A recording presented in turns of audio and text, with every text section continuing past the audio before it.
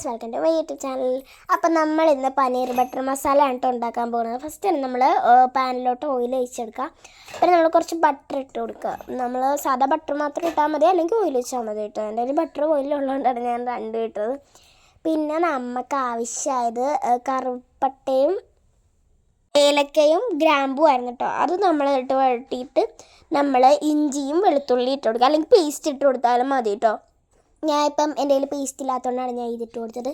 പിന്നെ നമ്മൾ കശുവണ്ടി, തക്കാളി, പിന്നെ നമ്മുടെ സവോള കുട്ടപ്പിയും കൂടി ഇട്ട് കൊടുക്കുക.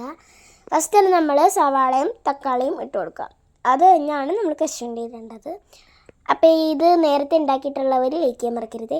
അപ്പോൾ നമ്മൾ അത് കഴിഞ്ഞ് കശുവണ്ടി ഇട്ട് കൊടുത്തിട്ട് നമ്മൾ മഞ്ഞൾപ്പൊടി ഇടണം, മല്ലിപ്പൊടിയും പിന്നെ നമ്മൾ കാശ്മീരി ചില്ലി പൗഡർ 3 ടീസ്പൂൺ ഇട്ട് കൊടുക്കുന്നുണ്ട്. പിന്നെ നമ്മൾ കുറച്ചും കൂടി നല്ലതായിട്ട് മിക്സ് ചെയ്തെടുക്കുക. അപ്പം പിന്നെ നമുക്ക് നല്ല പുളി കളറൊക്കെ കിട്ടും ഗൈസ്, പുളിയാണ് ഗൈസ്. അപ്പം ഇനി നമ്മൾ അത് നേരെ മിക്സിയിലോട്ട് ഇടുക. മിക്സിയിലോട്ട് ഇട്ടിട്ട് അതൊന്ന് അരച്ചെടുക്കണം ഗൈസ്. അപ്പം ഞാൻ മിക്സിയിലോട്ട് നമ്മൾ ഫുള്ളും ഇട്ട് കൊടുക്കണം കേട്ടോ. കശുവണ്ടി ഉൾപ്പെടെ നമ്മൾ ഇട്ട് കൊടുക്കുക. പിന്നെ നമുക്ക് അരയ്ക്കുമ്പോൾ ഇങ്ങനെ കിട്ടും. പിന്നെ നമ്മൾ പാനിലോട്ട് ഒന്നും കൂടി ബട്ടർ ഇട്ട് കൊടുക്കുക. ബട്ടർ ഇട്ട് കൊടുക്കുമ്പം ഇങ്ങനെ ആയിരിക്കും കിട്ടുക.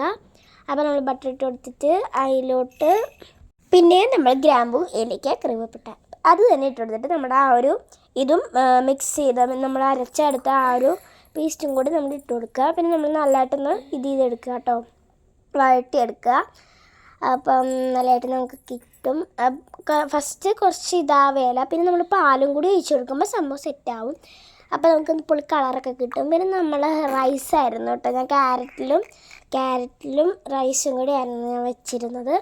പിന്നെ നമ്മൾ അതിലോട്ട് പനീർ ഇട്ട് കൊടുക്കുക. അപ്പം നമുക്ക് നല്ല കളർ കിട്ടും. അപ്പം ഇന്നത്തെ ഇവിടെ ഇത്രയുള്ളൂ. എല്ലാവരും ട്രൈ ചെയ്ത് നോക്കാൻ മറക്കല്ലേ. Bye bye.